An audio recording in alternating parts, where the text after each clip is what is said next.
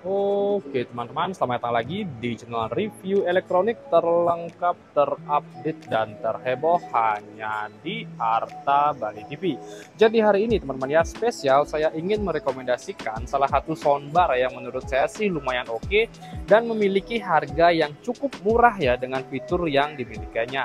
Inilah dia soundbar dari Sony di seri HTS20R yang ingin saya rekomendasikan dan tentunya cocok banget untuk semua merek TV tentunya teman-teman ya. Dan fiturnya pun juga lumayan lengkap. Dan seperti biasa di sini selain kita akan merekomendasikan, kita juga akan menjelaskan ya apa saja sih yang kalian dapatkan ketika membeli soundbar dari Sony ini. Oke, tanpa basa-basi, langsung saja kita review. Nah, di sini mungkin udah sering banget ya saya review maupun pengetesan kualitas audio dari soundbar Sony di seri HTS20R-nya ini. Tapi spesial hari ini saya ingin atau sangat merekomendasikan ya soundbar dari Sony ini. Karena selain harga yang cukup murah, tentunya fitur yang kalian dapatkan cukup banyak ya di seri soundbar Sony di seri HTS20R-nya ini. Nah, yang pertama yang kalian dapatkan ketika membeli soundbar dari Sony ini 4 set teman-teman ya. Ada subwoofer, ada rear speakernya 2, dan ada senternya yang panjang di bagian tengahnya itu. Dari segi power suaranya pun tidak usah diragukan lagi. Kualitas atau power outputnya mencapai 400 watt ya. Harga soundbar ini kurang lebih sama dengan seri HTS 400 ya, tapi HTS 400 dia powernya hanya 330 watt. Tapi di seri ini dia sudah mencapai 400 watt ya. Jadi untuk kencangnya suara dan dentuman bass tentunya dapat banget di seri ini. Cuman ada kekurangannya. Di seri ini dia masih terkoneksi kabel ya di bagian subwoofernya. Jadi semua masih nyantol kabelnya itu di bagian subwoofer. Tapi nggak usah khawatir, kita udah kasih kabel yang lumayan panjang. Kurang lebih dia di kisaran 3 meter ya. Baik untuk senternya maupun di rear speakernya yang kecil-kecilnya itu. Dari segi build quality pun menurut saya di seri ini merupakan seri yang memiliki build quality atau bahan yang sangat kokoh. Nah, di sini untuk subwoofernya dia sudah menggunakan bahan partikel yang menurut saya lumayan kokoh. Bahan depannya ada plastik dan settingan digitalnya kelihatan semua di sini teman-teman ya. Settingan volume, function, dan lain-lain. Di sini untuk USB-nya pun sudah USB playback. Jadi kalian bisa ngeplay musik menggunakan soundbar ini. Nah, tampilan belakang subwoofernya kurang lebih seperti ini. Dan tampilan input di bagian belakang soundbarnya kurang lebih seperti ini. Dia ada colokan kabel HDMI out yang sudah ARC, ada analog in, ada optical juga.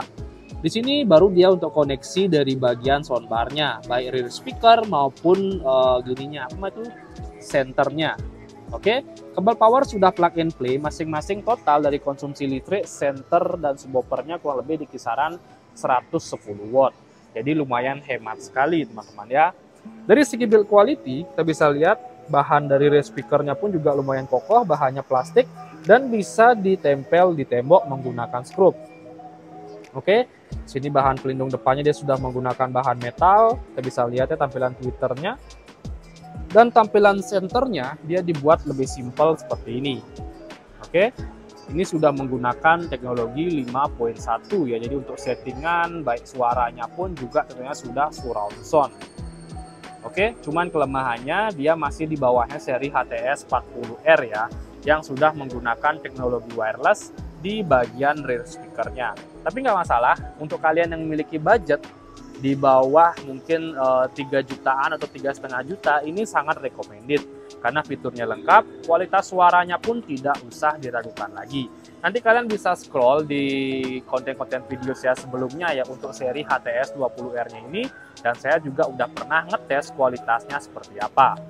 Nah, selain itu, untuk function atau settingan yang bisa kalian gunakan di sini, dia sudah full touchscreen ya. Di bagian subwoofernya ya, semua settingannya. Nanti kalian akan mendapatkan remote juga untuk settingan pada soundbar Sony ini.